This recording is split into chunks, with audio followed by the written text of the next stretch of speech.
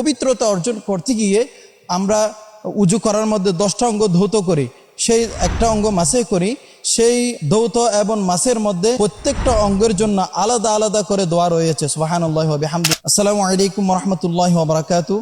সম্মানিত দর্শক শ্রোতা, যারা যেখান থেকে দেখছেন, দেশ ও প্রবাস থেকে, সবাইকে জানাই অসংখ্য ধন্যবাদ। আল্লাহ পাক সুবহানাহু ওয়া তাআলা আমাদেরকে বিভিন্ন নিয়ামত দিয়েছেন। আল্লাহ পাক সুবহানাহু ওয়া তাআলা আমাদেরকে বিভিন্ন বিষয়ে নির্দেশ করেছেন এবং তিনি বলেন যে ইন্নাল্লাহা ইউহিব্বুত তাওয়াবিনা ওয়া ইউহিব্বুল মুতাতাহহিরিন।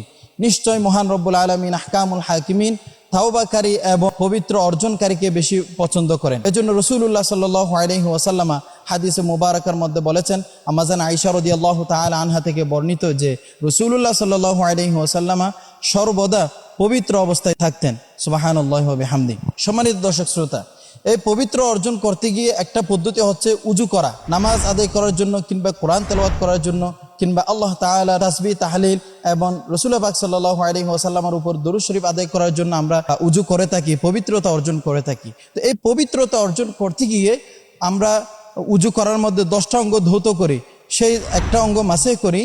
সেই ধৌত এবং মাসের মধ্যে প্রত্যেকটা অঙ্গের জন্য আলাদা আলাদা করে দোয়া রয়েছে। সুবহানাল্লাহি ওয়া বিহামদিহি। তাহলে আসুন আমরা সেই দোয়াগুলো আজকে জেনে নিই এবং শিখে নিই, আমল করি প্রতিনিয়তে। তাহলে আমাদের আমল নামার মধ্যে অনেক সওয়াব হবে এবং পরকালে এই আমলটুকু আমাদের জন্য অনেক কল্যাণ হবে।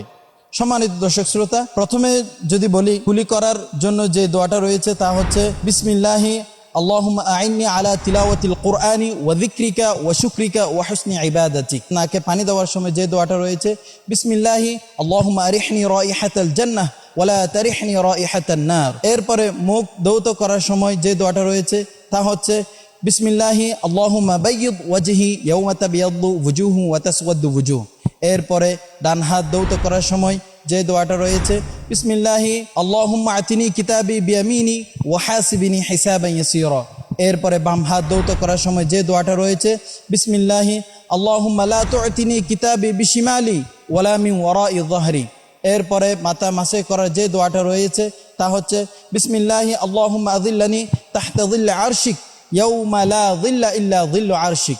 এরপরে গর্দান মাসে করার জন্য যে দোয়াটা রয়েছে বিসমিল্লাহি আল্লাহুম্মা আতিক রাকাবাতি মিনান নার। এরপরে ডান পা ধৌত করার জন্য যে দোয়াটা রয়েছে তা হচ্ছে বিসমিল্লাহি আল্লাহুম্মা সাব্বিত কদামি আলা সিরাত ইয়াওমা তাজিলুল আকদাম।